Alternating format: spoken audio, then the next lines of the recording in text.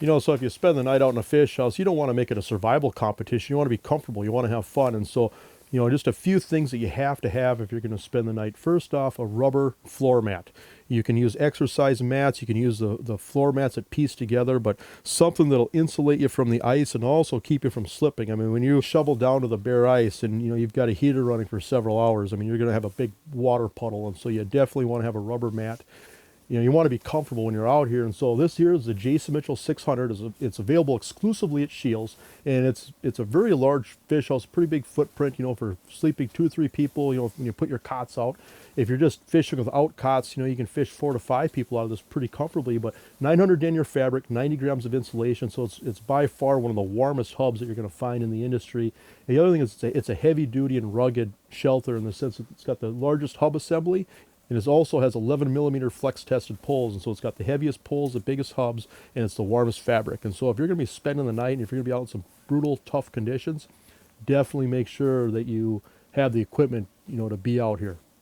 Obviously, you're going to need cots, sleeping bags, pillows. You want a fold-up table that you can do some cooking on. Obviously, you want to eat good when you're out here, and so you might want a propane cook stove, you know, that you can use to either fry up fish or to grill. And then the other things is make sure you have an electric fan. That way you can circulate the heat.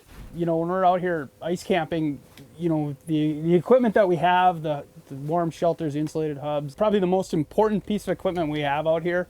Spending the night in a shelter with a propane heater is one of these carbon monoxide detectors. I mean, this is the #1 safety thing we have out here.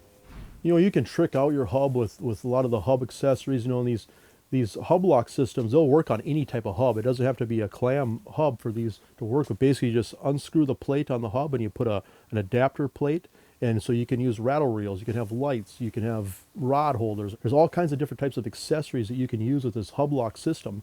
And so it's just a neat way to accessorize your hub shelter, then also maximize your room. When you set up your shelter, if you're going to be in an area for a long time, you're going to be doing some overnight stuff, you know, shovel down the ice and, you know, shovel everything clean, and also make sure that you spend the time to bank up your shelter really good. You know, pull that skirt out, bank all the way around the house, you know. And like with this particular shelter, you know, the door stops about 6 inches. So a lot of times I'll just bank the snow right up to the bottom of that zipper. You never want to have your zipper under the snow or under the ice where it can freeze in. You know, you're going to wreck your zipper.